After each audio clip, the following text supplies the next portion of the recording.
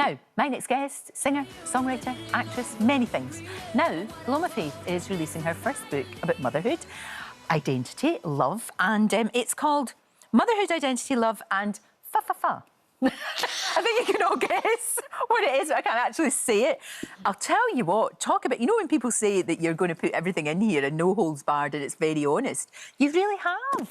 Yes, but I find it very difficult to do anything else because I also think that I didn't want to write a book that was just another kind of like celebrity commenting on... You know, it felt a bit kind of pointless. And I thought, what do I want to contribute? What I really want to set out to contribute is to sort of bang down some of the expectations, I think, on women from society and sort of say to women reassuringly that it's OK to, you know, I deal with subjects like...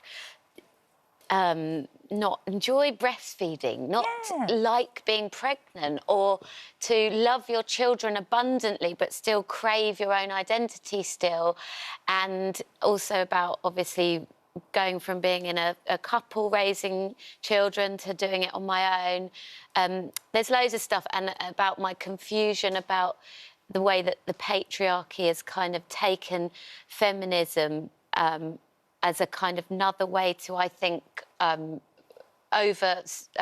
complicate women's lives and make us burn out, because I actually think like the kind of dream of having the career and kids sounds amazing, but I feel like the patriarchy's kind of lumbered us with too much to do, and a lot of women I know who have small children like me are burnt out. Oh no, me absolutely. included. Yeah, exhausted. And then we get called snappy, or we get called grumpy, or she's hormonal, and actually that's quite dismissive and not fair, because we are oversubscribed. Yeah, but we also put an awful lot of pressure on ourselves. We put too much on ourselves. And I speak about it, you've read the book, I speak about that as well, like how we need to kind of embrace each other and celebrate each other as women rather than like judge each other. Oh, you know, absolutely. The whole breastfeeding conundrum, or like I speak about my IVF, and there's so much about it. I mean, yeah, I'm pretty open. Some of the reviews I've read have been like, I was quite shocked by how open she was. No, I wasn't shocked. I was actually, like you said, I was actually quite relieved that somebody was saying all of these things, especially someone like you, because an awful lot of people would be looking at you and looking at your successful career, and I know you went through IVF, but you've got two gorgeous kids. Oh, for goodness sake, golden, lovely, fantastic, and it isn't. You know, it really isn't. It's great, you know, you love your kids, like you said. But you have sore boobs from breastfeeding, and we get piles when we're had babies. It's all in there. It's all in there in great graphic detail. But I'm so glad it is. And I also think that people, it's not Instagram, right? It's real life. Absolutely, and it's really highlighted for me that it's an important book, the way people have responded to my like discussions about it with the title, for example. The title is really important because I don't like the word. Everyone thinks I'm saying it because I'm... The F word, yeah. No, not that one. The title. Oh, Yes. MILF. I don't agree with the use of that word. I think it's a way of, like, also diminishing female contribution, assuming that we're only good for two things, mothering and being attractive, or... rude word, insert rude word. But, like, we're just censoring. But it's a play on that, and it's about kind of re-owning it and saying, I absolutely do not want to be called that in reality, because it diminishes what I'm doing and all mothers. And also, it's also important that I do comment on female identity as a whole, not just mothers, but the idea that we're all expected to be maternal, and it speaks about how before I had kids, the expectation to always be a caregiver, nurturing, and never selfish. God forbid that a woman is selfish. But sometimes you have to be. You do. It's like what you said in the back about you kind of lost yourself a little bit. Yeah. It's very interesting that there's conversations in here with your own mother. And obviously you've dedicated the book to your girls. So there is a kind of thread running through this from your mum and how attitudes have changed and will continue to change as your girls grow up.